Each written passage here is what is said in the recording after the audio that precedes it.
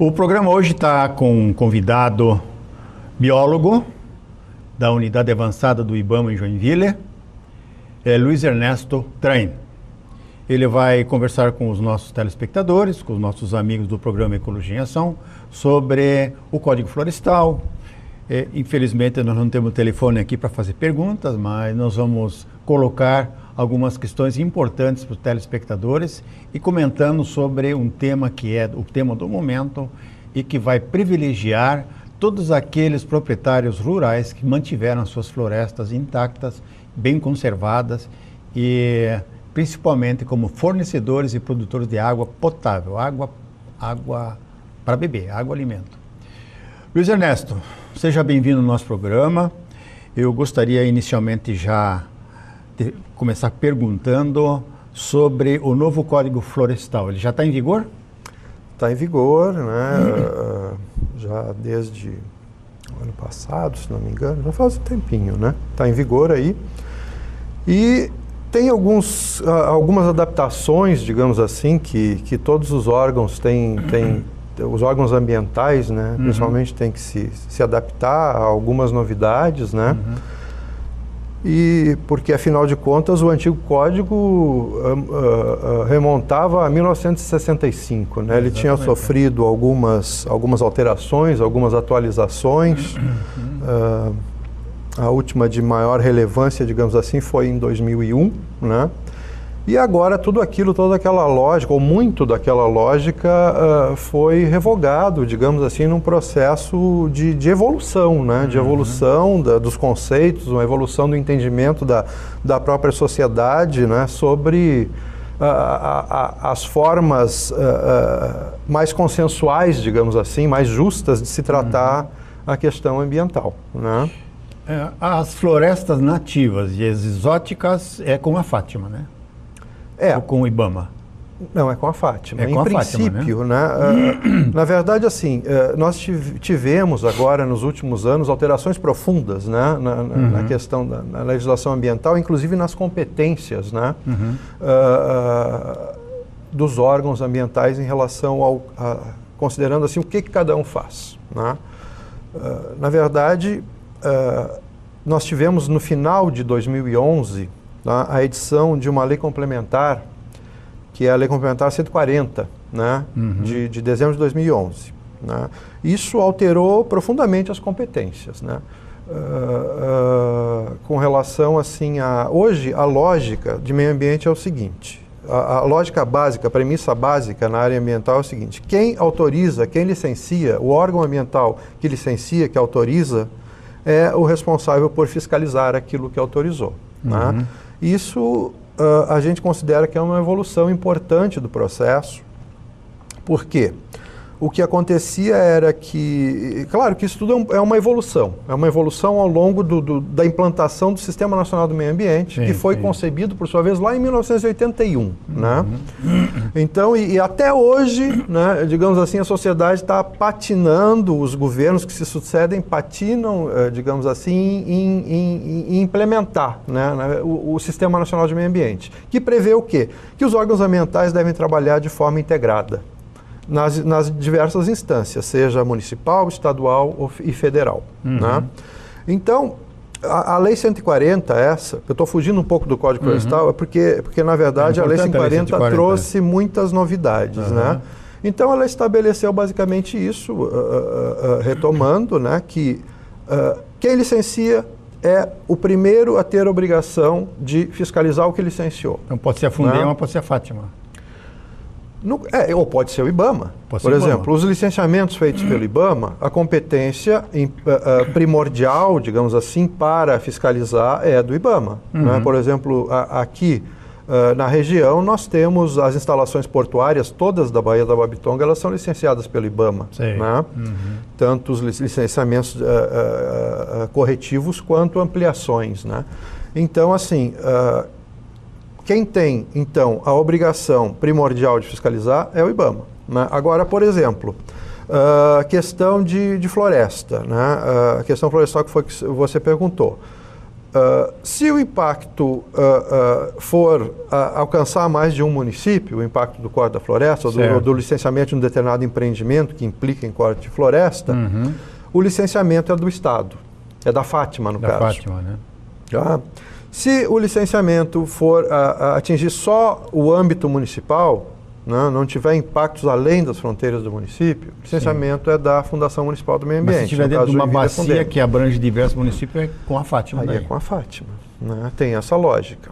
Agora, então, existe regulamentação disso, inclusive a nível estadual, né? Isso tudo é fruto de um trabalho que a gente vem acompanhando, iniciado em 2004. Mas já está funcionando, né? Está funcionando, mas é um trabalho que eu digo assim, um trabalho do governo federal no sentido de implantação do Sistema Nacional do Meio Ambiente. Né? Iniciou-se esse processo, digamos assim, a última fase, vamos chamar isso de última fase desse processo, a partir principalmente, não vou dizer que seja só isso, tem muita coisa antes, né, que a gente não acompanhou, mas, digamos, eu passei a acompanhar esse processo mais de perto a partir de 2003, 2004, quando aconteceu a primeira Conferência Nacional do Meio Ambiente, que tinha justamente como tema principal a implantação do Sistema Nacional do Meio Ambiente.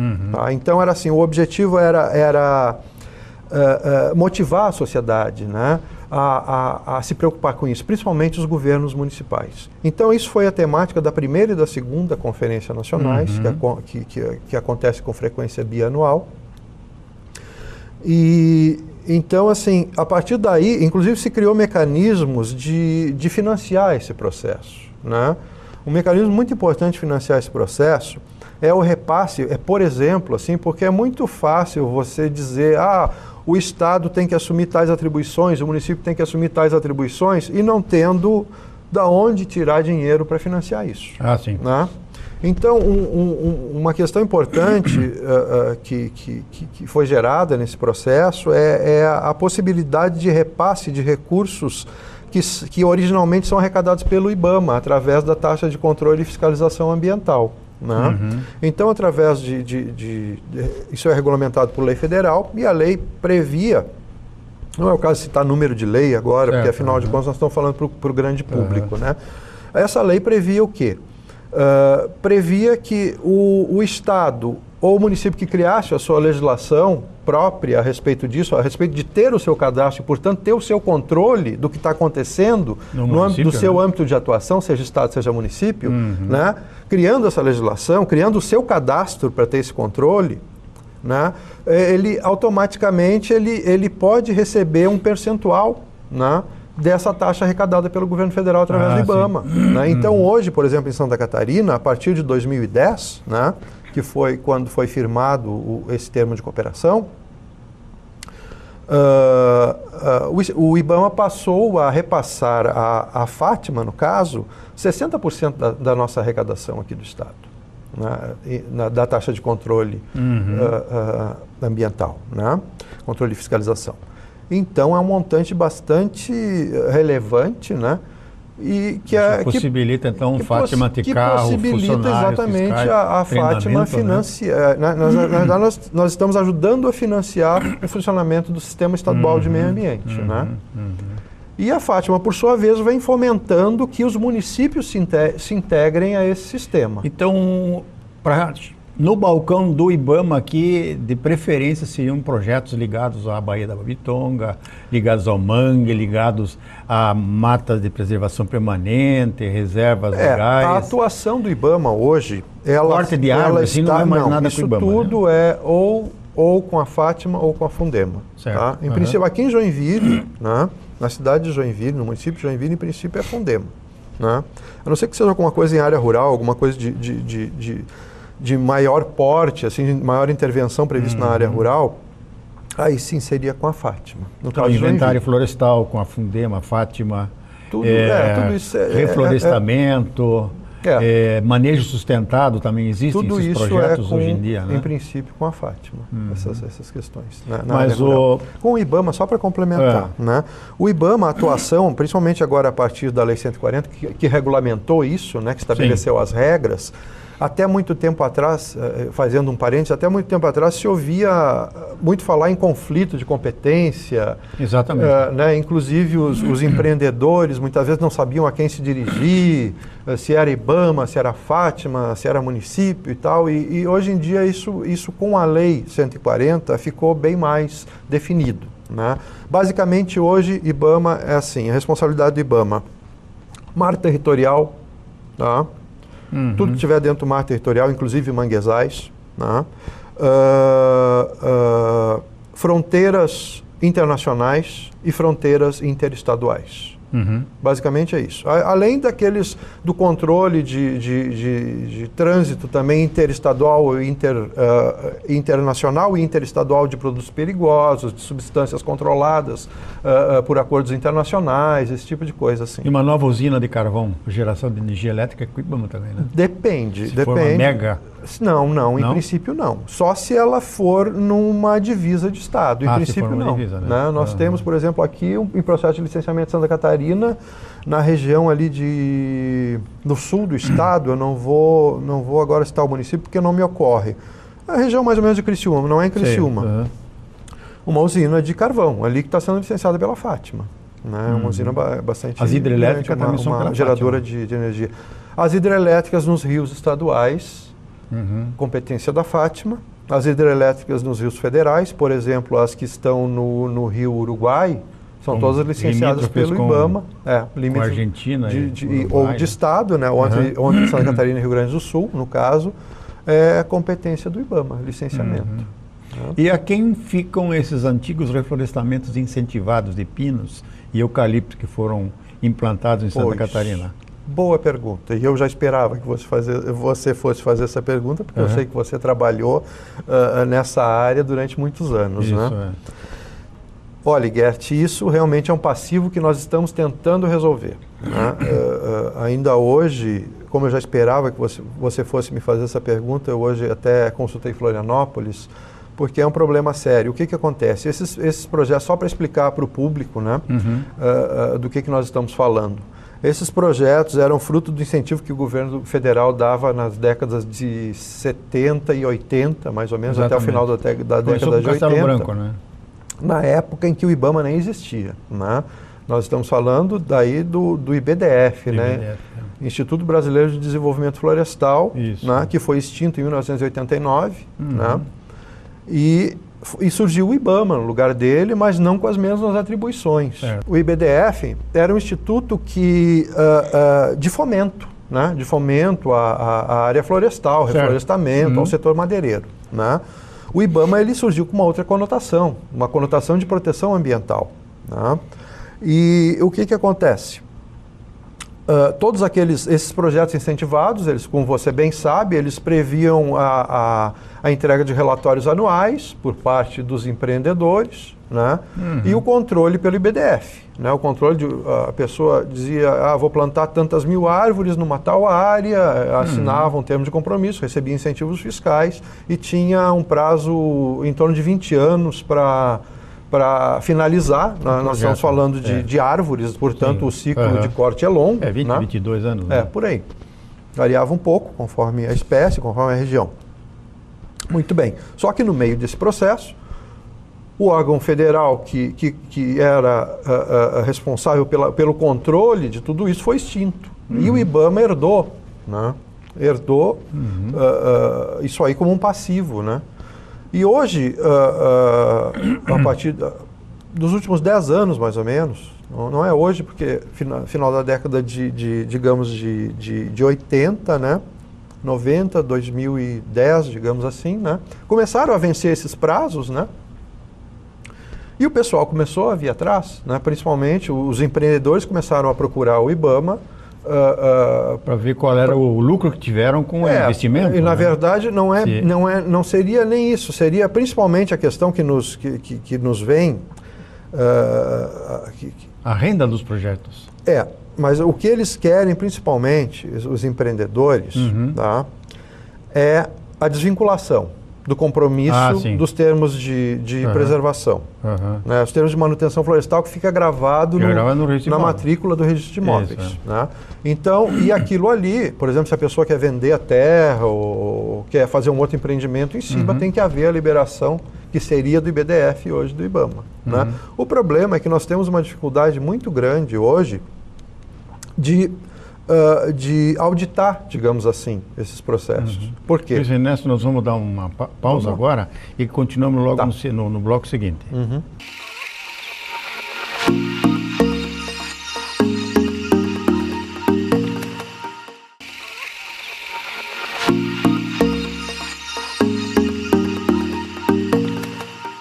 Mas continuando então com a conversa que nós vínhamos desenvolvendo no bloco anterior, o Luiz Ernesto estava falando sobre os resultados dos projetos de incentivos fiscais e de que forma uma escritura e um registro de imóveis que teve a averbação desses projetos incentivados podem ser liberados desse compromisso. Os projetos venceram com 20 e 22 anos e ficou gravado no registro de imóveis essa averbação, não só da área de preservação permanente, que deve continuar, mas a participação de condôminos em cima de projetos maiores.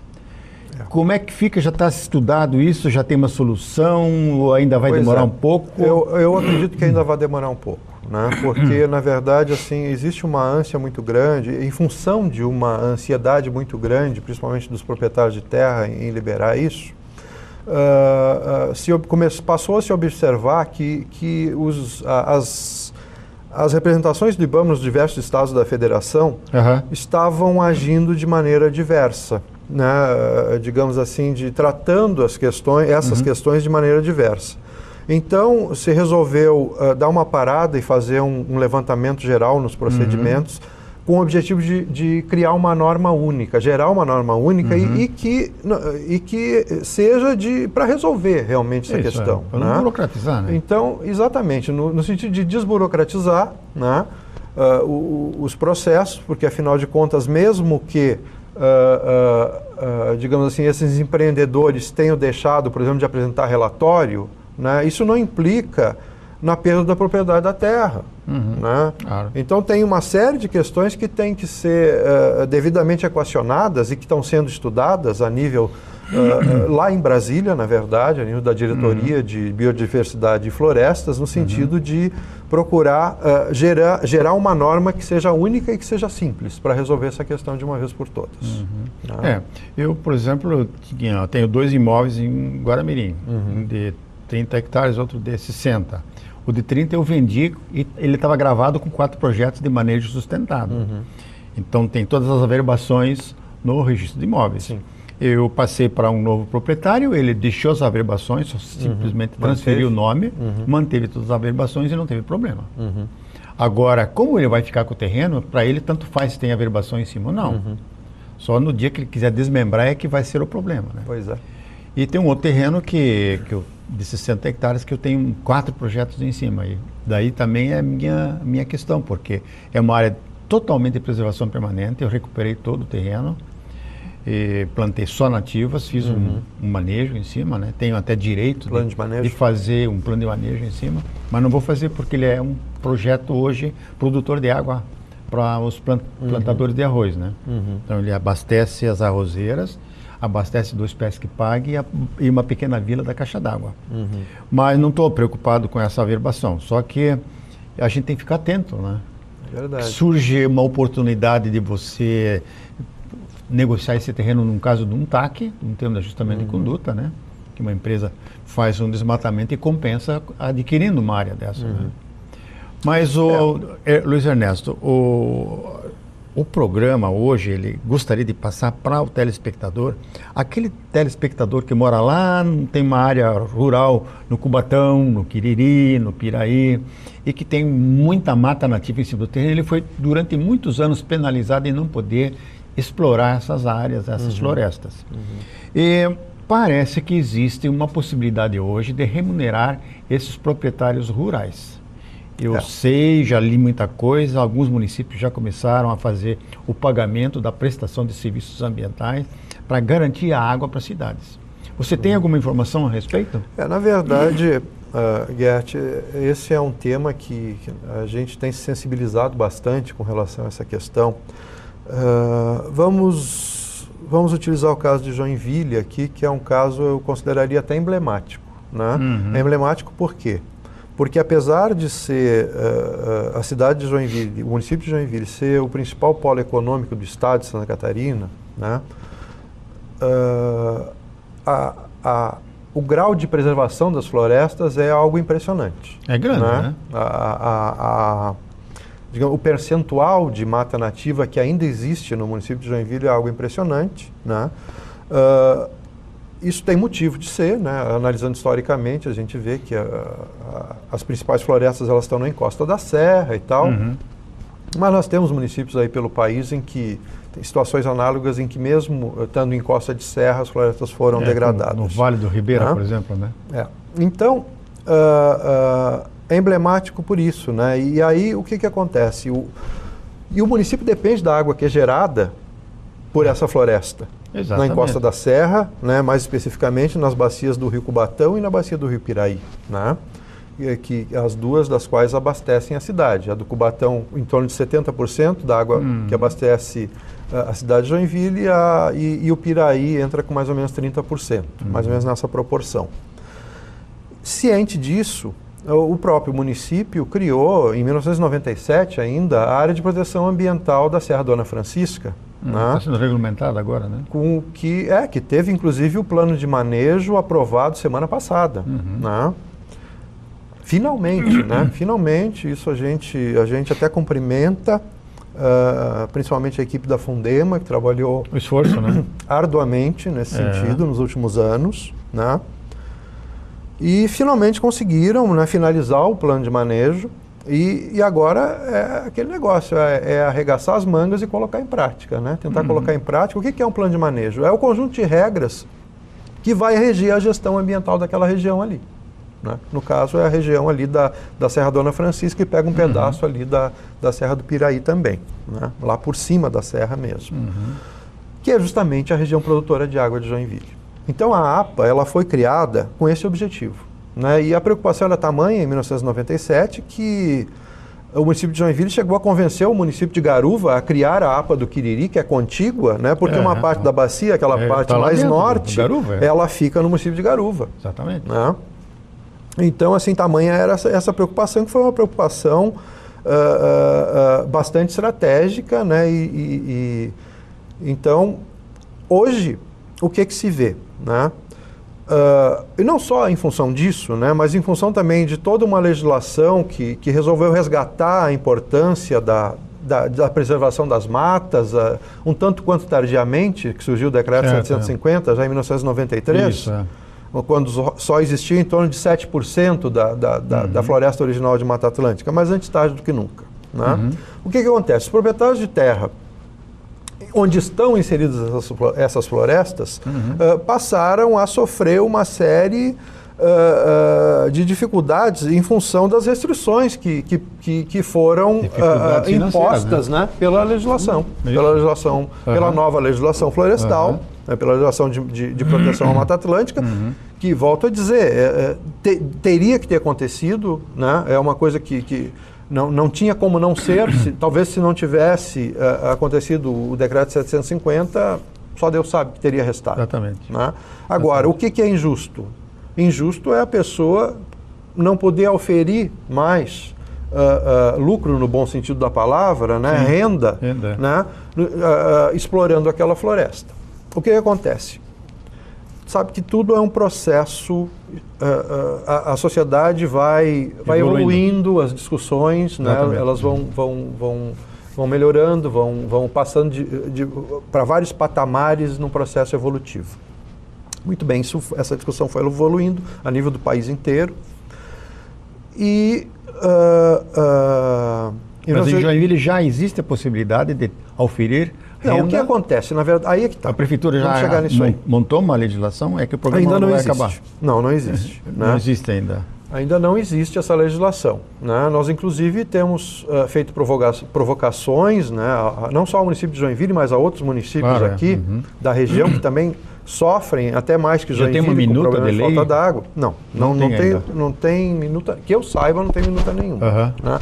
A provocação que nós fazemos é o seguinte, é muito mais fácil para um município, por que eu, de um órgão federal, estou falando isso, né? Estou aqui vindo com essa opinião, inclusive abrindo isso para a sociedade. É fácil para qualquer, inclusive até uma criança, qualquer adolescente, entender o seguinte, é muito mais fácil você chegar num consenso a nível local, no consenso de o que pode e o que não pode, né? O que vantagens se pode oferir em relação ao que se pode oferir vantagens pecuniárias, no sentido tudo relacionado com a preservação das florestas, com a produção de água, né?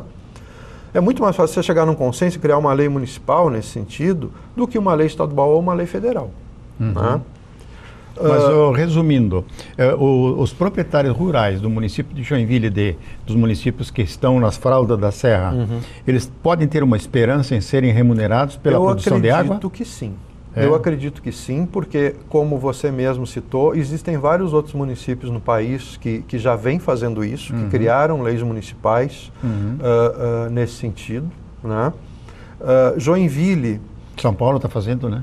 Sim, mas assim, só para você ter uma ideia de proporção, Joinville tem 97% da população vivendo na área urbana e 3% na área rural, tá?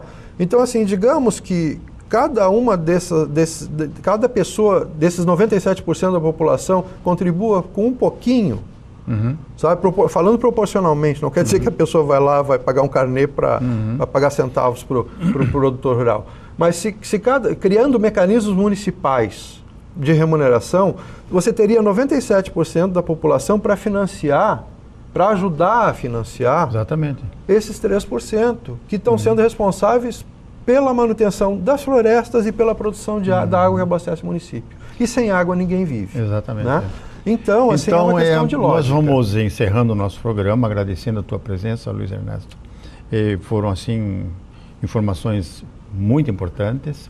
É um alento para todo aquele proprietário que sempre preservou, tem amor à floresta e na sua velhice ele possa oferir uma renda para pagar os impostos e ainda se manter por alguns anos e ter a satisfação em viver em companhia dessa floresta nativa que é a Mata Atlântica. Muito obrigado pela presença e até um próximo programa Ecologia em Ação.